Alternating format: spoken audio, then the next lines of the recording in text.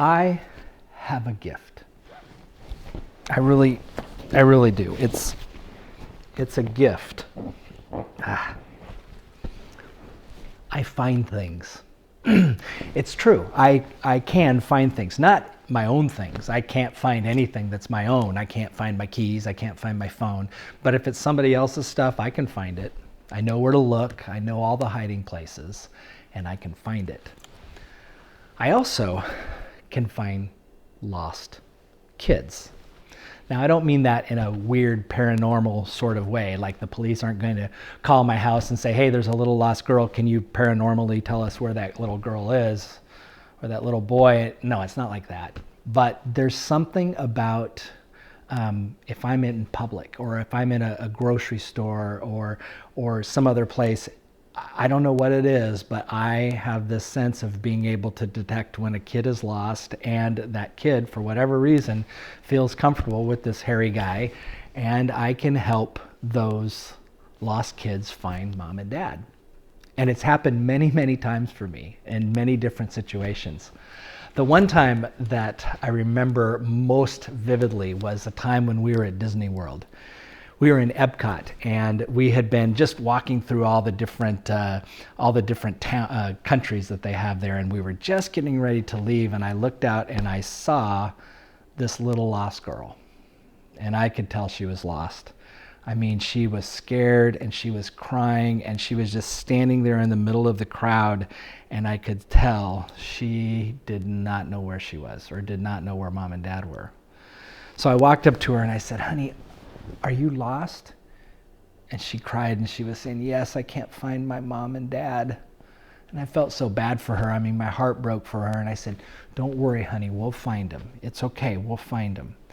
And so I took her, and Melanie and I walked her over to one of the employees that was working there. And I said, now you can go with him and he can help you find your mom and dad. And she said, no, she didn't want to go. She wouldn't let go of my hand. I had to go with her. And so I walked over with the little girl as the employee led us to the space where little lost children went in Epcot. And we got her in that room, and they had all kinds of wonderful things going on in that room to kind of distract kids that were looking for mom and dad. And after a little while of hanging out in that room with her, she began to say that she felt comfortable. And I said, okay, I'm going to go so I can try to find your mom and dad. And she said that was okay. And so I left. And, you know, we walked out of that room and we were feeling pretty good. We felt like, well, we got her to a safe place and everything. But I still was kind of struggling with the fact that she couldn't find mom or dad. Well, about that time, as we were walking through, it had been a little bit of time had passed. I looked and I saw mom. I saw her mom, and I could tell it was her mom because she was frantic. I mean, she was just looking everywhere, and she was talking to people and asking people if they had seen this little girl. And I looked at that mom, and I went up to her and I said, are you looking for your little girl? And she says, oh yes, do you know where she is? And I explained to her that we found her and that we took her to the place with the little lost children there in Epcot, and we walked her over to that spot and let her go have a reunion with her daughter. Well, you know, I was thinking about that. I was thinking about that experience of being lost and how hard it is and how scary it is to be lost. I mean, being lost can be frightening. It can be disorienting. We can lose that sense of hope in the middle of what we're experiencing. Did you ever feel that? Did you ever get lost as a kid? Have you ever been somewhere and you got lost, or mom and dad got lost? It's scary. What about it as an adult? Have you ever been lost as an adult? Because see, here's the thing. Being lost is not just something kids do. Adults do it as well. It might be a little bit different than when we were kids, but we can get lost. There's a story in Scripture about a man who was lost. He was lost in an adult way, lost. It comes to us from Luke chapter 19. I want you to listen to the story, especially listen not just to how this man is lost, but what Jesus says at the very end. Luke chapter 19, beginning at verse 1. Jesus entered Jericho and was passing through it. A man was there named Zacchaeus. He was the chief tax collector, and he was rich. He was trying to see who Jesus was, but on account of the crowd, he could not because he was short in stature. So he ran ahead and climbed a sycamore tree to see him because Jesus was going to pass by that way.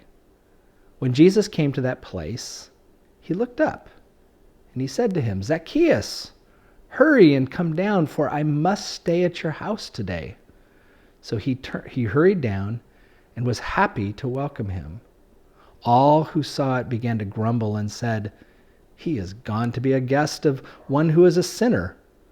Zacchaeus stood there and said to the Lord, "Look, half of my possessions, Lord, I give to the poor. And if I have defrauded anyone of anything, I will pay back 4 times as much."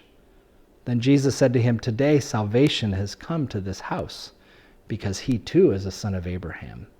For the Son of Man came to seek and to save the lost." Yeah, Zacchaeus was lost. He was a lost soul and he was a lost man. He was lost in his work. He was lost in his faith. He was lost in his community. And Jesus found him. Jesus found this man up in the tree who was probably scared and most likely disoriented with what was happening and was probably hopeless of ever being a part of a community or ever getting the attention of someone like Jesus. But as he was up there in the tree, Jesus looked at him and he said, "Zacchaeus, are you lost? Let's go home." You know, that really is truly what happens in this story. A little lost man who is trying to hide from his neighbors, from the crowd, trying to just get a peek at Jesus just out of curiosity. This little lost man needs someone to find him and to bring him home. Not just to his physical home, but to his spiritual home as well. You see, you don't have to be a child to be lost. We can get lost in our priorities. We can get lost in our relationships. We can get lost in our faith. But remember what Jesus announces at the end of the story. The Son of Man came to seek out and save the lost. Yeah, Jesus gives us hope. Jesus brings us home.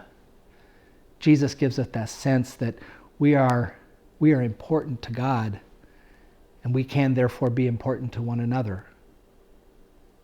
So just one other little thing to tag on to the end of this story. A little bit later, as we were continuing to have fun at Epcot, we saw the little girl and her family. Now, a couple hours had passed, and I saw her walking with her mom and holding her mom's hand and her mom holding tightly onto her hand. And at first I felt like I wanted to go over there and say hi and just tell them that I was glad they found each other. But you know, as I looked at them, as I watched them, I said, you know what? They found home. They found each other. And that's what it was all about. I hope that that's what Zacchaeus felt. I hope that his day didn't just end with this little visit from Jesus. I'm hoping that he really, truly was home, and that Jesus didn't have to go find him again because he was no longer lost, and he was with who he needed to be. See, that's my hope for Zacchaeus, but that's also my hope for all of us. May God find us if and when we are lost. Thank you.